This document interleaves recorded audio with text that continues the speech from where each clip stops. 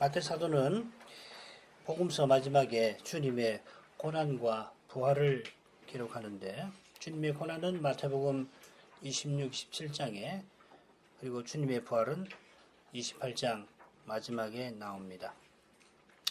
마태복음에 기록된 주님의 고난은 세 개의 큰 단락으로 나눠볼 수 있습니다.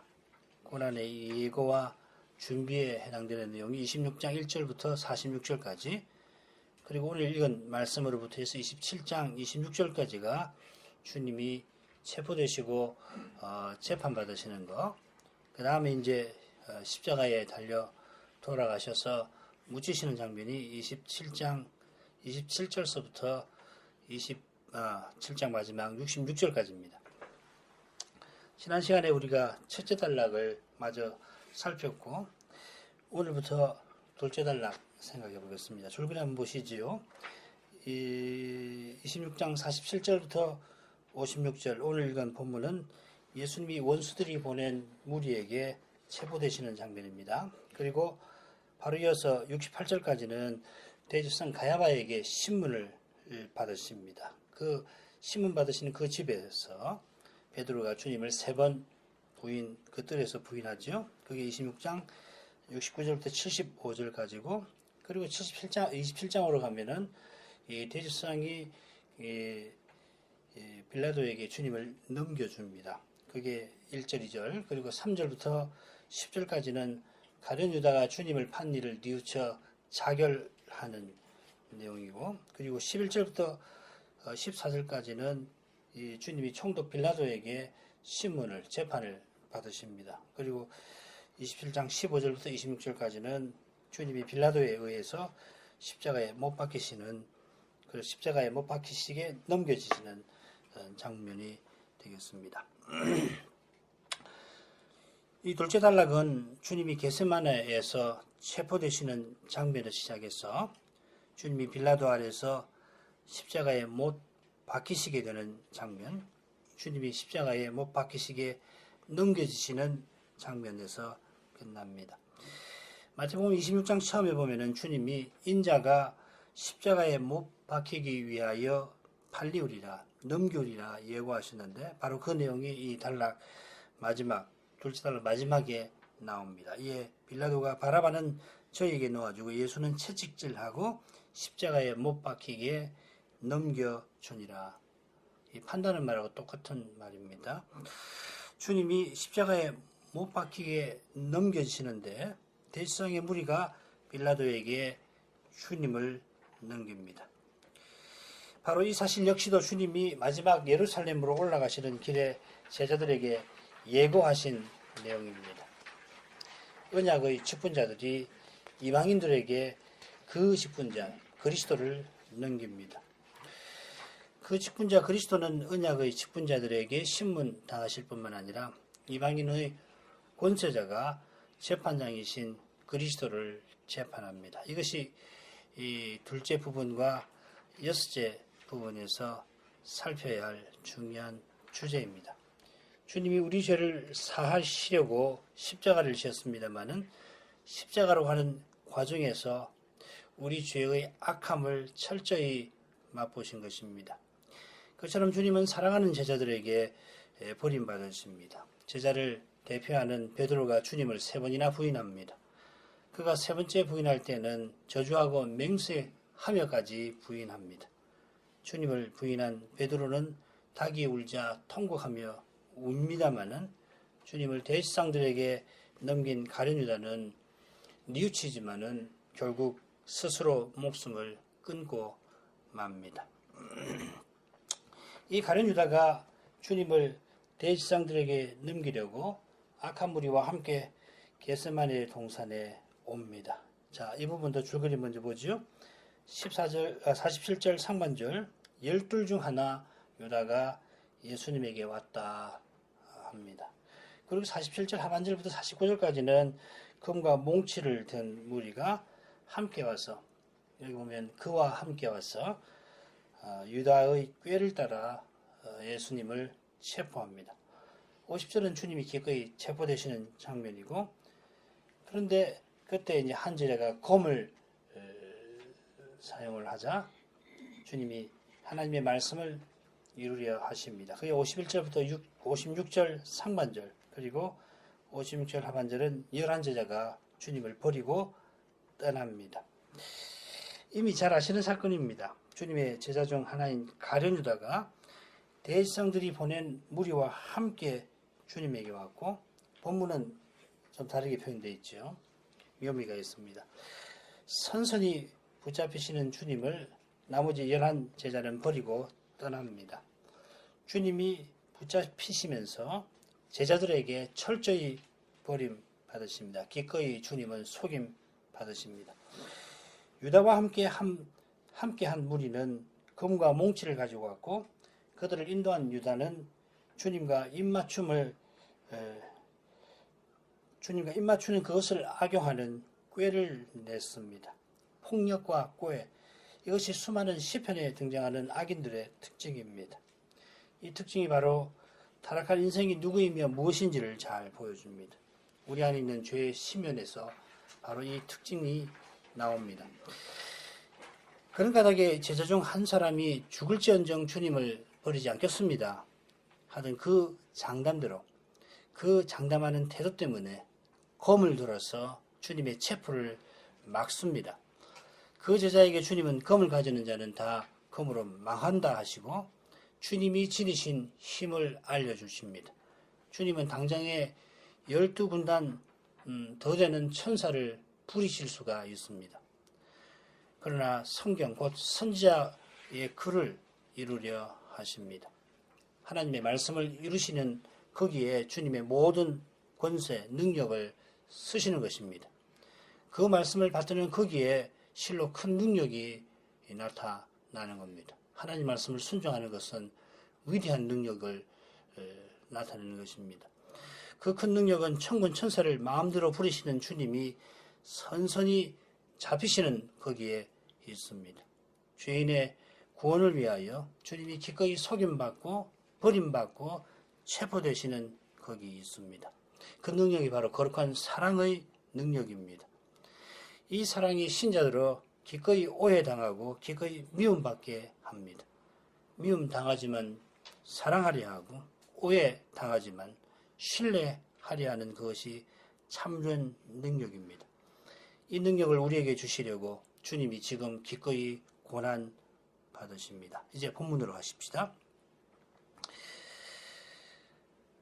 47절 상반절, 말씀하실 때에 12 중에 하나인 유다가 왔는데, 조금 한글 개혁은 좀 빠졌습니다. 여전히 그분이 말씀하실 때에 보라 12 중 하나인 유다가 왔도다 이렇게 되어 있습니다. 여전히 주님이 말씀하고 계시는데 유다가 옵니다. 주님이 3번 기도하신 후에 제자들에게 그때가 가까이 왔다, 나를 파는 자가 가까이 왔다 하고 말씀하시는데 그 주님을 파는 자가 왔습니다. 마가는 여전히 그분이 말씀하시는데 곧 유다가 왔다 이렇게 표현하였습니다. 이는 사건이 얼마나 급박하게 이루어져 가는지를 잘 보여줍니다.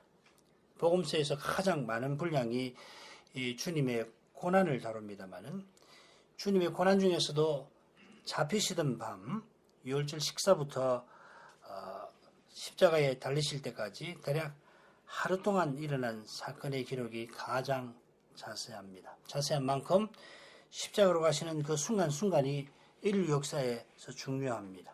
우리의 삶에 중요합니다. 그처럼 주님이 십자가를 지시는 그 순간을 향하여 한치도 착오 없이 모든 시간, 모든 사건이 이루어져 왔습니다. 우리의 모든 순간도 주님이 다시 오시는 그 순간을 향하여 착오 없이 전개되어 갈 것입니다. 삶이 뒤죽박죽 같아 보이는 그때에도 심지어 절망의 흑암이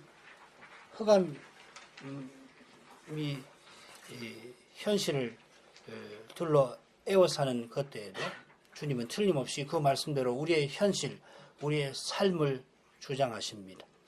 절망의 현실에 낙담하는 그 순간도, 엉망진창인 삶에 어쩔 줄을 모르는 그 순간도 구원이신 주님의 손 안에, 소망이신 주님의 발 아래에 있습니다. 앞선 2절에서 거푸 보라 보라 말하던 마태는 다시금 보라 하면서 유다가 온 사실을 강조합니다.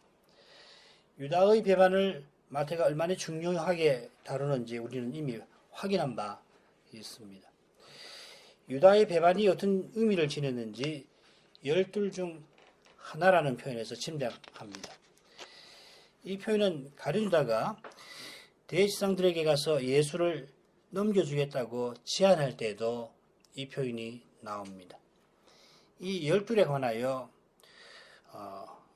주님은 세상이 새롭게 되어 인자가 자기 영광의 보좌에 앉을 때 나를 좇는 너희도 12 보좌에 앉아 이스라엘 12지파를 심판하리라 말씀하셨습니다.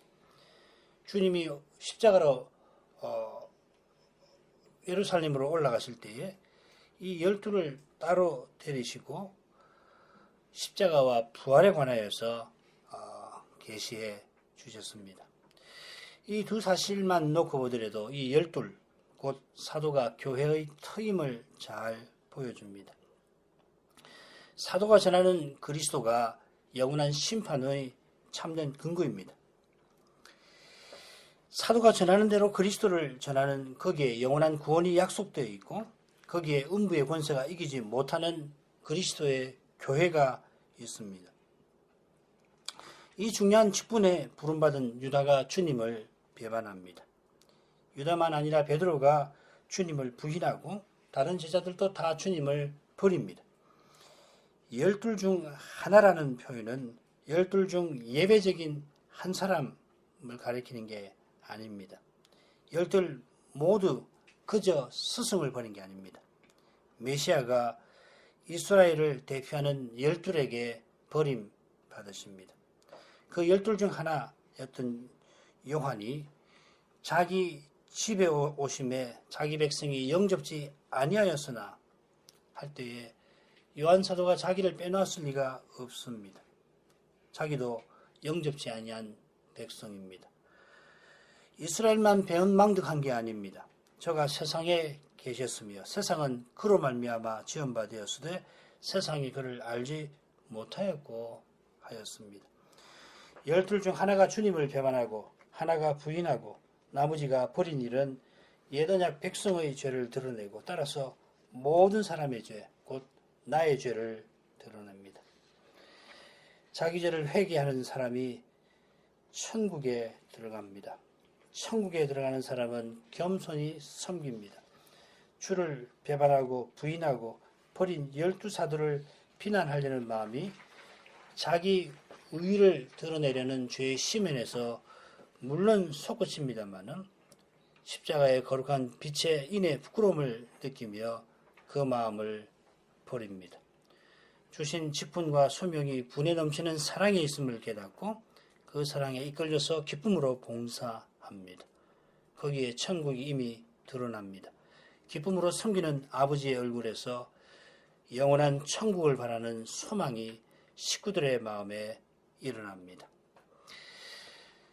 유다와 함께 악한 무리가 들이닥칩니다. 읽겠습니다. 대제사장들과 백성의 장로들에게서 파송된 큰 무리가 금과 몽치를 가지고 그와 함께 하였더라. 예수를 파는 자가 그들에게 군호를 짜 가로되 내가 입 맞추는 자가 그이니 그를 잡으라 하였는지라. 곧 예수께 나와 라삐어 안녕하시옵니까 하고 입 맞추니. 이 부분은 그와 함께라는 표현으로 시작됩니다. 유다가 왔고 그와 함께 큰 무리가 왔습니다. 유다가 큰 무리와 함께 왔다 하지 않고 그와 함께 큰 무리가 왔다 한 것은 유다가 주님의 체포에 중요한 역할, 주도적인 역할을 맡았음을 암시합니다. 지난해 살핀 대로 본래 이 대제사장의 무리가 예수님을 죽이려고 했어도 이번 명절에는 그럴 뜻이 없었습니다만은 6월절이죠. 6월절에는 죽일 뜻이 없었습니다만은 그때 가룟 유다가 내가 예수를 너에게 넘겨주리라 제안하니까 그들은 밀란이 일어날까 하는 그 두려운 마음보다도 예수를 죽이려는 악심에 이끌리게 되었습니다. 잘 아시는 대로 유다는 그때부터 주님을 넘겨줄 기회를 찾았고 마침내 유월절 식사 자리에서 네가 말하였도다. 나를 팔자가 누군지 너가 말하였구나 하시는 그 말씀을 듣고 그 자리를 먼저 떠나 그 다음에는 대제사장들에게 가서 주님을 체포할 사람을 데리고 이제 왔습니다. 아울러 그와 함께는 앞달락에 나오는 나와 함께와 묘한 긴장을 일으킵니다. 제자들에게 주님이 나와 함께 그릇에 손을 넣는 유다가 주님을 팔 것이라 하셨는데 주님을 배반한 유다는 악한 무리와 함께하여 주님을 죽이려 합니다. 인생 앞에 역사 앞에 두 길이 있을 뿐입니다. 주님과 함께하는 의인의 길과 주님을 대적하는 악인의 길입니다. 악인의 길은 열방이 한몫 메시아 그리스도 그리고 여호와와 메시아를 대적하여 그 굴레와 속박에서 벗어나려게 하는 길입니다. 과연 부활 이후에 베드로와 요한이 시편 2편을 인용하면서 예수님을 체포했던 그 무리들을 빌라도 헤롯과 더불어 열방이라 선언합니다. 가룟 유다는 여호와와 메시아를 대적하는 열방이 되고 말았습니다. 열방은 무수한 시편들에서 보듯이 폭력과 꾀를 쓰는데 그 성격이 가룟 유다와 그와 함께한 큰 무리에게서도 잘 드러납니다. 대제사장들과 백성의 장로들은 마치 흉악한 죄인을 체포하려는 듯이 주님은 강도를 잡으려는 듯이 하셨습니다. 큰 무리를 보내면서 검과 몽치로 무장시킵니다. 구름같이 많은 무리가 주님을 따르던 때에 주님이 한 번도 그 세력을 앞세워 위세하신 일이 없었고 조금 아래 날마다 성전에 앉아 가르쳤으되 하신 대로 그저 하나님의 말씀을 따르실 뿐이었습니다. 그런 주님과 함께 3년을 넘게 지냈던 가룟 유다는 형제간 혹은 사제간에 나누는 그 인사를 이용하여서 주님을 잡으려 합니다. 주님을 넘기려 하는 사람이 그런 따뜻한 인사를 주님과 나눌 마음은 전혀 없습니다. 유다의 마음에 숨은 죄는 하나님의 말씀도 이용하는데 인간의 윤리는 말할 게 없습니다.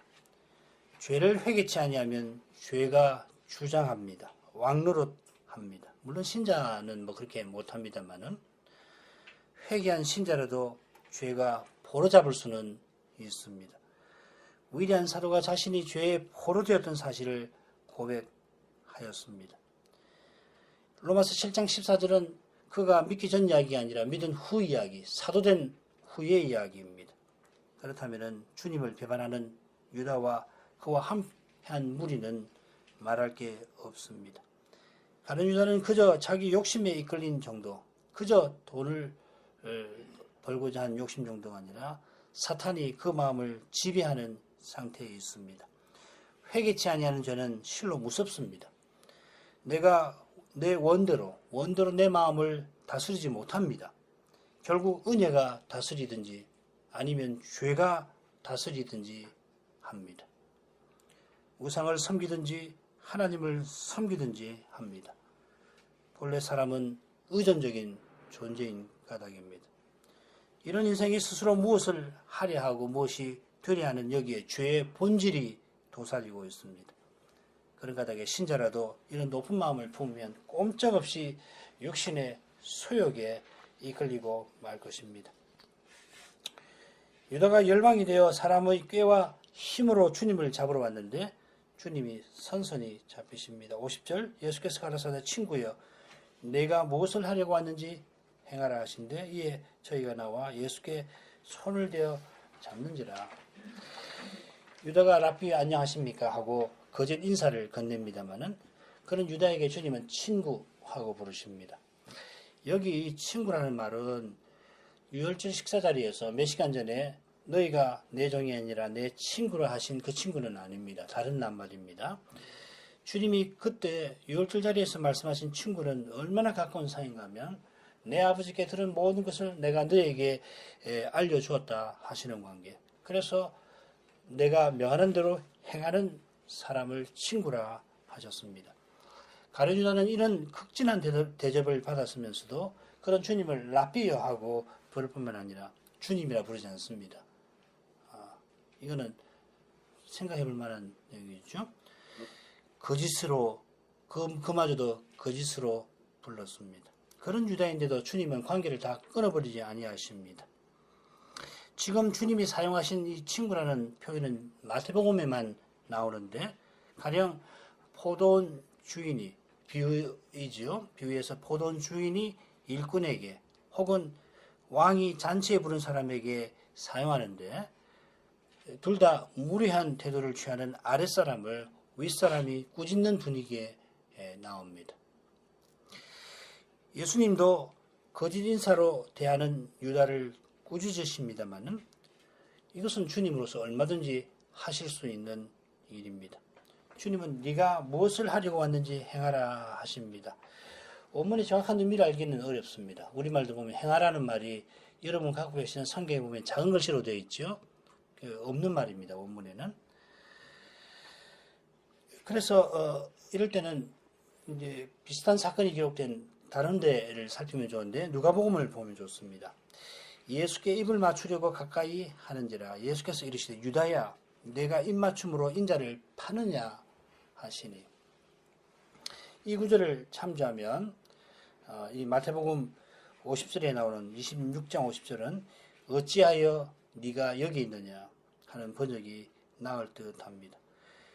네가 여기 오게 만든 그 일을 행하라 그렇게 하신 것보다는 정녕 네가 그 일을 하려 하느냐 하시는 것 같습니다. 유다는 끝끝내 주님을 배반합니다마는 주님은 유다를 끝까지 사랑하십니다. 이런 점에서 가룟 유다가 바로 이 시점에서 사라집니다. 이 사건에서 가룟 유다는 안 보이지요. 그 다음에 이제 악한 무리가 막 붙잡고 이게 공간복음이나 요한복음에 보면 좀 더 나옵니다. 그런데 이 시점에서 유다가 사라졌다가 마태복음 27장 3절부터 등장하는데 그 점에 주목할 만합니다. 유다가 회개하지는 않고 뉘우쳐 결국은 자결합니다마는 그가 뉘우치고 받았던 그 돈을 돌려주려 한 것은 이 주님의 물음에서 뭔가를 느낀 것입니다. 자, 이 주제는 27장에서 살피기로 하고 주님이 지금 미쳐 날뛰는 유다를 막으셨다는 사실만 우선 생각하겠습니다. 주님의 선하심과 자비하심 덕분에 오늘 우리가 멀쩡하게 사는 겁니다. 주님이 그 손을 거두시면은 주의 손아귀에서 우리가 어떻게 될지 아무도 장담 못합니다. 유다가 인사를 건네고 주님의 물음을 받는 바로 그때에 무리들이 들이닥쳐서 그 손을 예수님에게 대고는 주님을 붙잡았습니다. 그들이 주님께 손대고 붙잡았습니다마는 주님이 기꺼이 손을 내밀어 붙잡혀 주신 것입니다. 요한복음을 보면은 악한 무리가 무장하고 들이닥치는 그 장면에서 주님의 영광이 나타나고 그러자 무리가 그 영광에 압도되어서 뒤로 물러나 땅에 엎드러집니다. 주님이 내로라 에고 에미 이 여호와 칭호죠. 출애굽기 3장 14절에 나오는 여호와가 자기 계시해 준 자기 이름 에흐예 I am 영어로 하면은 그 말씀을 하실 때에 여호와의 영광이 악한 무리를 압도하였습니다. 여호와의 허락 없이는 아무도 예수를 손대지 못합니다. 예수님만 아니고 신자도 손대지 못하죠. 사람 대신 여호와께서 선선히 붙잡히십니다. 주님은 힘없어 고난 당하신 게 아니라 거룩한 능력으로 친히 고난 받으셨습니다. 친히 받으신 것은 우리를 위하시는 그리스도이신 까닭입니다. 우리가 당해야 하는 형벌, 저주, 진노를 주님이 대신 받으셨습니다. 고난 받으시는 능력은 주님의 거룩한 사랑에서 나왔습니다. 그 사랑이 우리들어 고난당하게 하시고 또한 견디게 하시고 심지어 감사하게도 하십니다. 주님이 선선히 잡히시니 베드로가 검을 들어서 주님을 보호하려 합니다. 줄거리를 한번 더 보죠. 51절 예수와 함께 있던 한 사람이 검으로 대제사장의 종을 그 귀를 칩니다. 검을 든 이 제자를 예수님이 책망을 하십니다. 52, 53절 그리고 54절에 이런 일이 있으리라 한 성경이 어떻게 이루겠느냐 반문하십니다. 그런 다음 바로 이어서 주님은 무리를 향해서 검과 몽치를 들고 온 그들을 꾸짖으십니다.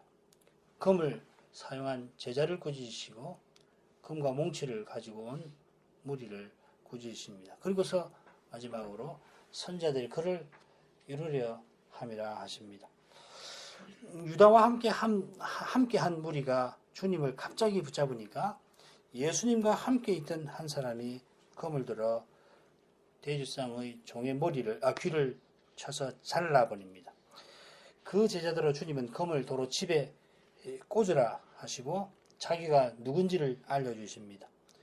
그가 무장한 사람들로부터 주님을 보호하려 합니다마는 주님은 12군단 더 되는 천사를 당정에 부리실 수 있는 분입니다. 그런 힘을 갖고 계신데도 주님이 그런 힘을 쓰시지 않는 것은 이런 일이 있으리라는 성경을 이루려 함입니다. 바로 이 주제가 이 부분 끝에도 나옵니다.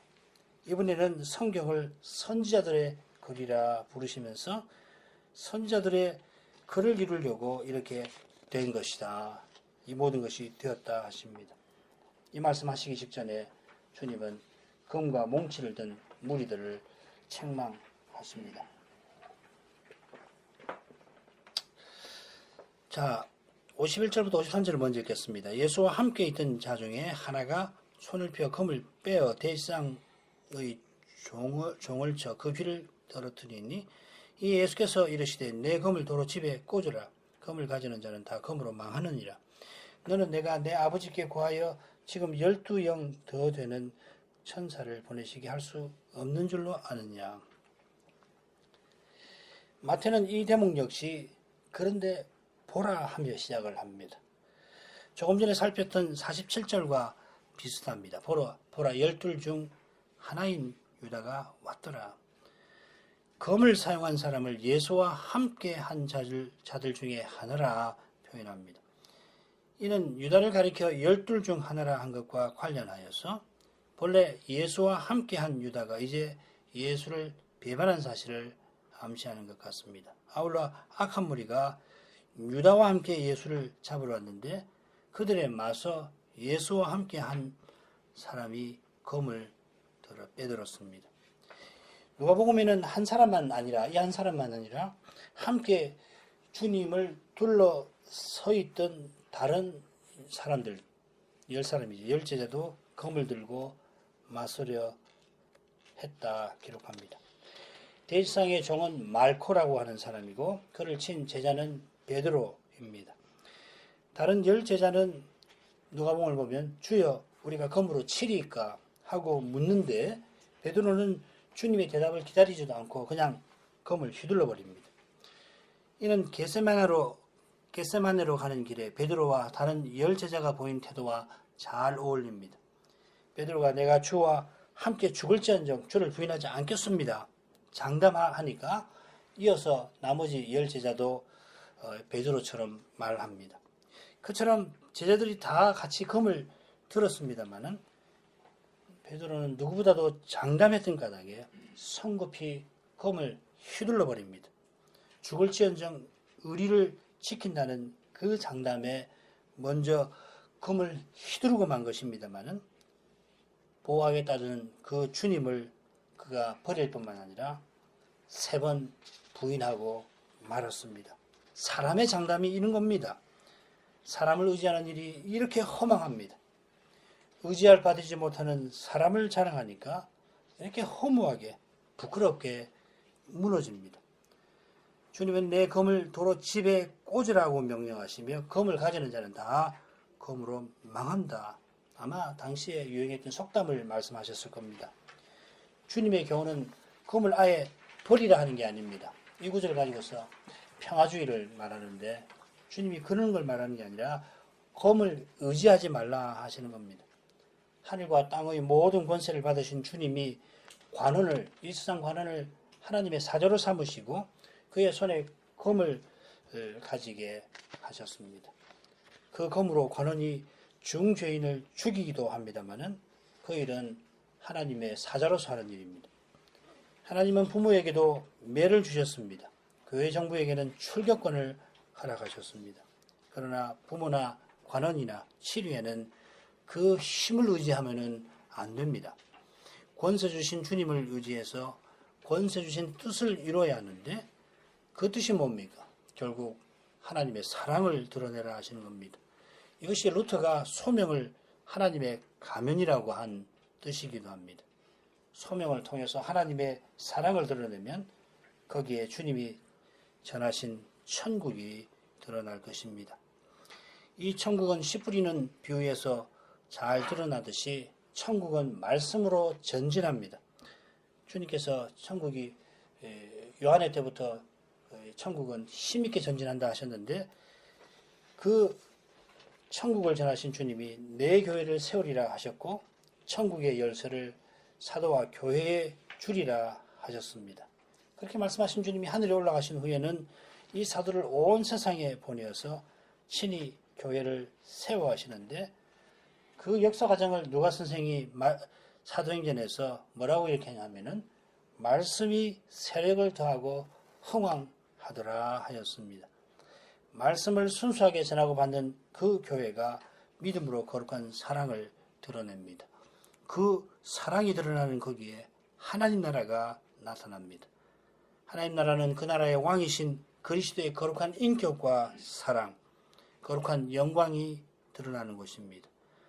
주님이 말씀으로 찾아오셔서 친히 그 영광을 드러내시고 그 영광이 교회와 신자를 변화시켜서 주님의 영광을 나타내게 하십니다. 이것이 주님이 천국을 세워나가시는 방식입니다. 주님을 보호하려는 베드로에게 주님이 어떤 분이신지를 알려주셔서 베드로의 태도가 얼마나 교만한지를 드러내십니다. 주님은 어떤 분이십니까? 하나님을 내 아버지라 부르시는 분입니다. 베드로는 이미 내 아버지께서 모든 것을 내게 주셨다 하는 주님의 그 기도의 말씀을 들었고 변화산에서는 하나님이 예수님을 내 사랑하는 아들이라 하시면서 너희는 그의 명령을 말을 들으라 하신 것도 베드로는 들었습니다. 어디 그뿐입니까? 주님이 한 번은 풍랑이는 바다를 꾸짖으시니까 바람도 바다도 잔잔하게 되었던 것을 베드로는 두 눈으로 똑똑히 보았습니다. 한 번은 또 한 번은 베드로더러 네가 바다를 걸어서 내게로 오라 하니까 정말 베드로는 바다를 직접 걷기도 했습니다.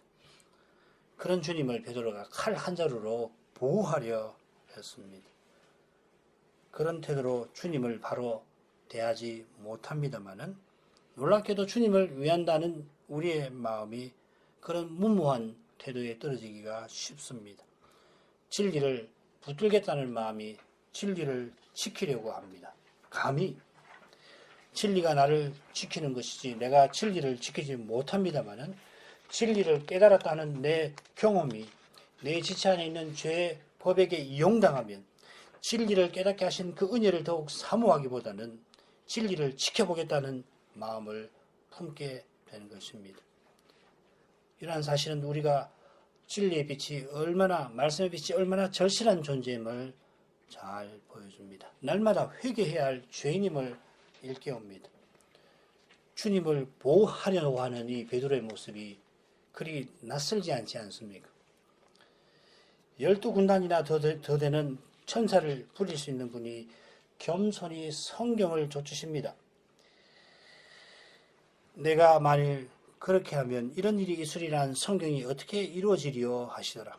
그때 예수께서 무리에게 말씀하시되 너희가 강도를 잡는 것 같이 검과 몽치를 잡으러 나를 잡으러 나왔느냐. 내가 날마다 성전에 앉아 가르쳤으되 너희가 나를 잡지 아니하였도다. 그러나 이렇게 된 것은 다 선자들의 글을 이루려 함이니라. 우리가 문단을 나눴습니다마는 하나님의 말씀이라는 점에서 묶어지죠. 내가 만일 그렇게 하면 하신 것은 53절에 말씀하신 것과 붙어 있습니다. 대제사장들이 보낸 무리가 주님을 붙잡았다고 해서 주님이 12군단의 천사를 동원하신다면, 그래서 악한 무리의 손아귀에서 벗어나려고 하신다면 무엇보다도 성경이 이루어지지를 않습니다. 성경이 이런 일이 있으리라, 이런 일이 반드시 있을 것이라고 예언하였습니다. 주님이 성경을 이렇게 높이시는 것은 성경이 하나님의 말씀인 까닭입니다. 주님은 하나님을 내 아버지라 부르시는 아들, 곧 그 아버지께 온전히 순종하셔서 아버지의 아들로 계시기를 기뻐하시는 분입니다. 그런 아들이셔서 조금 전에는 아버지의 원대로 하옵소서 기도하셨습니다. 성경이 예언한 이런 일은 주님이 잡히시고 마침내 십자가 지시는 일입니다. 이 일이 아버지께서 바라시는 뜻입니다. 아버지는 아들을 내어주셔서 죄인을 구원하려고 하십니다. 아버지께서 그 뜻을 내셨고 아버지의 뜻을 아들이 기뻐하셨습니다.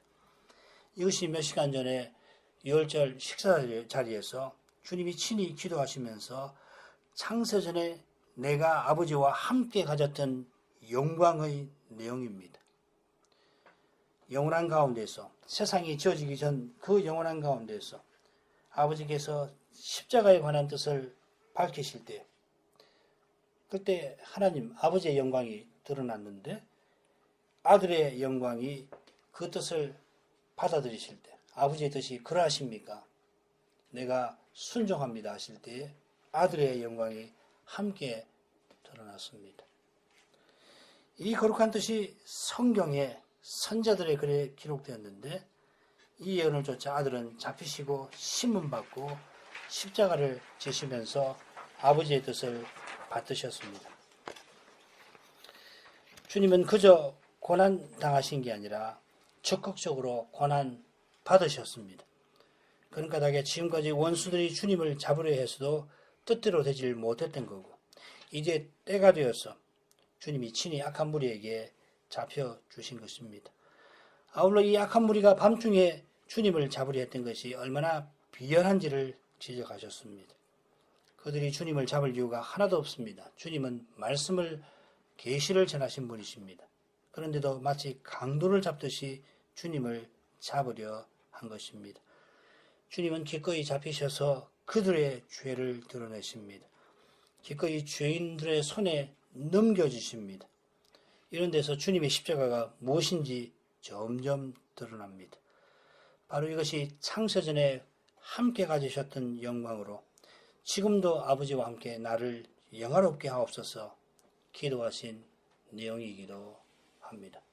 고난받으시는 주님은 영광을 받고 계십니다. 이것이 요한 교훈의 특징입니다. 십자가 하면은 음울한 거, 부끄러운 것만 생각합니다만은 우리 눈에는, 사람 눈에는 십자가로 가시는 주님이 계속해서 부끄러움을 당하십니다만은 요한 사도는 아버지께서 함께 가지셨던, 아들과 함께 가지셨던 그 영광으로 아들을 영화롭게 만들고 계십니다. 아들도 마찬가지죠. 그렇게 부끄러움을 당하시면서 아버지를 영화롭게 하고 계십니다. 주님이 말씀하신 이 영광은 무엇보다 죄인을 구원하려고 고난받으시는 하나님의 영광, 달리 말씀드리면 거룩한 사랑의 영광입니다. 이 영광이 주님을 버렸던 그 제자들이 주님을 위하여서 고난받는 삶을 통하여 나타나고, 지금도 믿음으로 고난당하는 교회와 신자를 통하여 이 영광이 나타납니다. 기도하겠습니다. 거룩하신 아버지, 예수님이 겟세마네 동산에서 가룟 유다와 그와 함께한 무리에게 잡히신 일을 통하여 성부와 성자께서 영원한 가운데 창세전에 함께 가지셨던 영광을 드러내셨습니다. 우리 하나님의 영광은 죄인을 구원하려고 기꺼이 고난받으시는 사랑의 영광입니다. 그 사랑이 우리를 구원합니다. 오직 사랑이신 하나님이 우리의 구원이십니다. 그처럼 주님의 구원은 주님의 사랑을 드러내는 우리의 삶에서 점점 이루어져 갑니다. 주님처럼 기꺼이 고난당하는 신자와 교회를 통하여 주님의 영광이 점점 드러납니다. 장차는 주님의 영광이 주님과 같아진 저희를 통하여 충만히 드러날 것입니다. 그날을 이제도 바라봅니다. 그날이 이르기까지 더욱 주님을 의지합니다. 의지하며 주님의 말씀을 기다립니다. 예수님 이름으로 기도합니다. 아멘.